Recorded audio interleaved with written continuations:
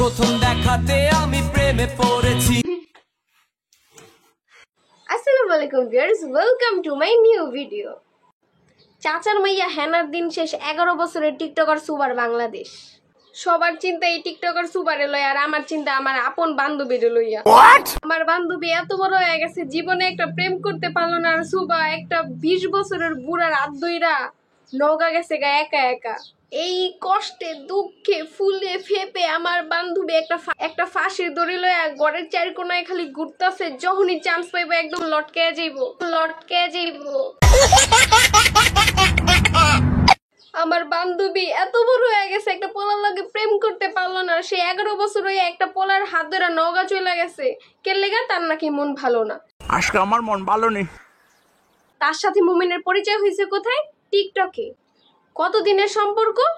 2 বছরের। তার মার কি হয়েছে? ক্যান্সার। পুরো বাংলাদেশের কি হয়েছে? টেনশনে পড়ে গেছে। কেন কি হয়েছে? সুবাকে পাওয়া যেতেছে না। সুবা নিখোঁজ। সুবা নামের একটা মেয়ে নিখোঁজ। 11 বছরের ছোট্ট একটা বাচ্চা নিখোঁজ। বছরের মেয়ে সুবা, তাকে পাওয়া যাচ্ছে না। তার বাপে কষ্টে কান্না করে ফেলছে। পুরো বাংলাদেশ তার টেনশনে নাই। সে কই গেছে? নওগাঁ। কার সাথে? প্রেমিকের সাথে। আমি বিশ্বাস করি না, আমি বিশ্বাস করি না। যেখানে 11 বছরের বাচ্চা লুডো খেলে, গুটি খেলে, দড়ি লাভ খেলে, ওইখানে এই মেয়ে বয়ফ্রেন্ডের হাত ধরে নওগাঁ চলে গেছে। পুরো বাংলাদেশের 18 কোটি মানুষের অস্থির বানায় ফেলছে, ফরেও কাঁপায় ফেলছে। এই সুবাকে পাওয়ার পর যখন পুলিশ ইন্সপেক্টর জিজ্ঞাসা করলো যে তুমি বাসা থেকে এই পর্যন্ত মানে নওগাঁয় কেন চলে আসছো, তখন সে কি বললো? কিংবা অন্য কোনো উদ্দেশ্যে। তাহলে কেন? বাসায় ভালো লাগে না তাই। আশ্চর্য, কিছু কইবার লাগবো না। যার লেগা পুরো বাংলাদেশে অস্থির করে লাইছে সুবা। তার কথিত বয়ফ্রেন্ড মামুন না কি জানি মুমিন, সে কি করে?